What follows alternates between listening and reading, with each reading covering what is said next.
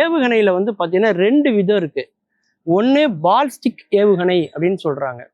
Ballistic ஏவுகணைன்னா என்னன்னா, இங்கேருந்து எந்த இலக்கை நோக்கி நம்ம வந்து செலுத்துறோமோ அந்த இலக்கை குறி தவறாம போய் தாக்கக்கூடிய பேர் தான் பால்ஸ்டிக் ஏவுகணை.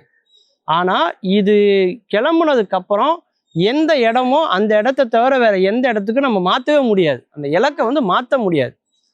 எந்த இடமோ அந்த இடத்துல போய் விழும். அதுக்கு பேர் தான் பால்ஸ்டிக் ஏவுகணை அப்படின்னு பேர். இதுல குரூஸ் ஏவுகணைகள் அப்படின்னு ஒன்று இருக்கு. அது என்னன்னா, காத்துல செலுத்தும் பொழுதே வளிமண்டலத்துக்கு போன பிறகு நம்முடைய இலக்கை மாற்றிக்கொள்ள முடியும். எந்தெந்த இடத்துக்கு நம்ம அதை டைரக்ட் பண்றோமோ அந்தந்த இடத்துக்கு அது மாறி கரெக்டாக வேற எந்த இடத்துக்குனாலும் நம்ம வந்து மறுபடியும் அந்த லொக்கேஷனை, அந்த லாங்கிடியூட் லேட்டிடியூட்னு சொல்றாங்களே அந்த இடத்த மாற்றி கூட நம்ம வந்து அடிக்க முடியும். அப்பேற்பட்ட ஆற்றல் உடையதுக்கு பேர் தான் வந்து பார்த்தீங்கன்னா குரூஸ் அப்படின்னு சொல்லுவாங்க. இது எப்படி எவ்வளோ வேகத்தில் போகுது அப்படின்னு பார்த்தீங்கன்னா, ஒலி, அதாவது சவுண்ட், அது மாதிரி ஒலி அப்படின்னு சொல்கிறோம் இல்லையா, ஒலியினுடைய திசை வேகம் அப்படின்னு நம்ம சொல்கிறோம் இல்லையா, லைட். அந்த ஒலியினுடைய திசை வேகம், அந்த ஒலியினுடைய திசை வேகம் வந்து பார்த்தீங்கன்னா 331 மீட்டர் பெர் செகண்ட், வினாடிக்கு.